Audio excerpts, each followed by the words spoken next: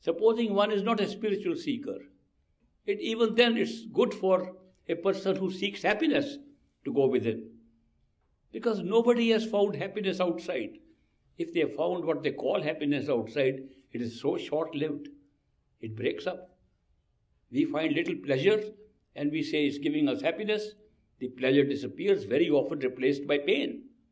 There's so many cases coming to me every day, talking to me, telling me of how they were so fond of something and then it all broke up.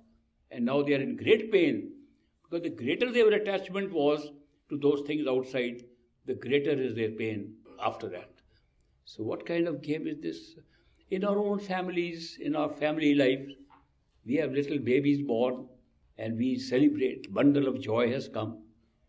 And we are so happy. We give all our attention, do everything we can to care for the little baby that's growing up. And when he grows up, we say, what a monster, what a rascal he's become. How different he has become. And how much we cared for him or her. And what is happening? It's happening all the time. We expect something and later on the same expectation becomes a disappointment for us. There's a great spiritual truth that if you expect, be ready for disappointment. If you don't expect, you won't have a disappointment. Can we lead a life of no expectations? Sure we can. Expectations are merely one side function of the mind. And if we say we live as we are, we accept what comes. Acceptance is a replacement for expectation. You either expect or accept. If you accept, whatever is being given to us, whatever is recorded for us, is our destiny. Let's enjoy it. Let's see the best we can make out of a program given to us called life. And then, no expectations. Whatever comes, good or bad, we expect. We don't expect anything. We accept it, and then we are happy about it. Just by giving up expectations, our life changes. And replace it with acceptance. Supposing we don't want to change, destiny will play its role anyway, whether you like it or not. Things will happen the way they are supposed to happen, no matter how hard you think to change it. People try very hard. Things don't happen the way they think about it. I remember a course I did in what program was called EST, E-S-T, Erhard's training. Mr. Erhard came and he gave that seminar, and I happened to attend it. Now, EST or A in French means is, what is. And the main theme was what is. That means what is reality of experience in this world. What ought to be is your mental imagination.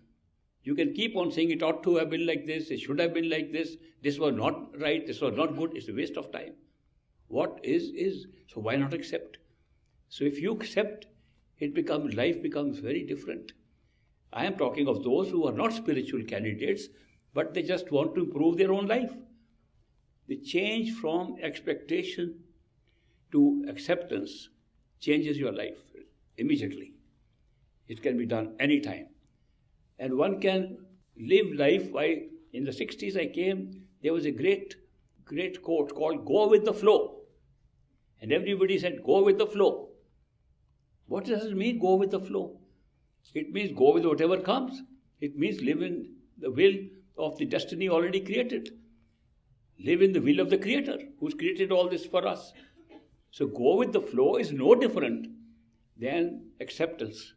And if you accept what is there, then expectations can be erased from your life. And does it mean not having expectations means you should never think of some nice, bright things?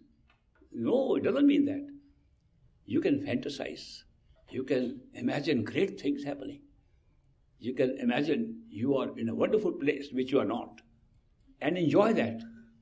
Enjoy the fantasy of your imagination. There is something very true about that. If you really imagine things sincerely, feeling they are as real as this life, they become real.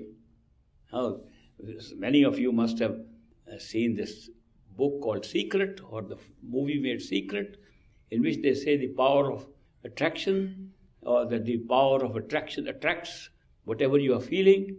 And it says that if you really believe that something will happen and you believe it has already happened, it will happen. Part of the course in EST was to write down in a book, they gave us a notebook, write down what you firmly believe should happen, way out, 10 years later, 20 years later. Write all those things and keep that book with you and check out after 20 years, 10 years, what you wrote has any meaning or not. Most people reported that what they wrote then happened.